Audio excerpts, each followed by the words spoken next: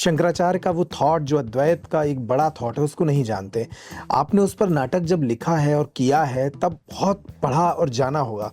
उनके thought process को थोड़ा समझा दीजिए कि शंकर असल में कहना क्या चाहते हैं, शिवोहम के माध्यम से या अद्वैत के माध्यम से। जैसे मैंने कहा ना कि वो जो समय था सब बट रहे थे, हाँ। विघटित हो रहे थे, समाज विघटित हो रहा हाँ। था, जातियों में बट रहे थे, ये ऊंच है ये नीच है इसमें बट रहे थे, ये अच्छा है ये बुरा है। वहां पर आकर शंकराचार्य ने कहा कि सब ब्रह्म है, किसी में कोई फर्क नहीं है।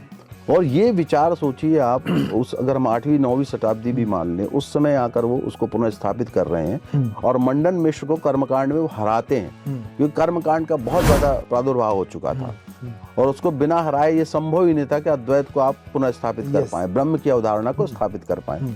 वो शंकराचार्य ने एक बहुत महत्वपूर्ण काम किया, एक तरह से सबको एक साथ लाए, उस भेद को खत्म किया जो जाति के रूप में था या जो धर्म के रूप में था।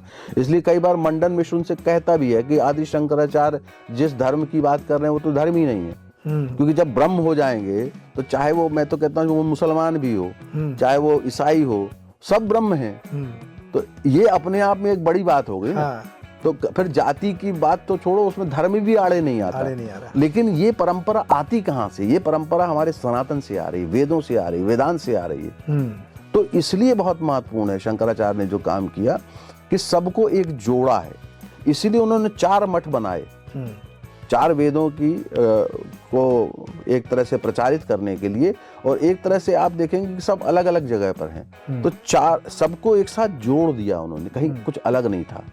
और उनके प्रोटेक्शन के लिए अखाड़ों का निर्माण किया, तो एक व्यवस्था भी दी कहीं ना कहीं आपने। और फिर से मनुष्य को मनुष्य के रूप में बनने के लिए उन्होंने एक रास्ता दिया।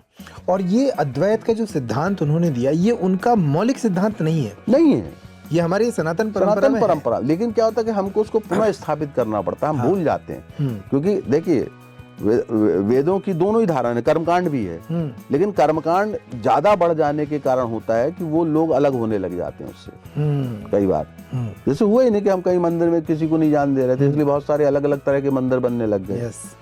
जबकि वो कहते कि नहीं, सब ब्रह्म है तो सभी कुछ सब कर सकते हैं।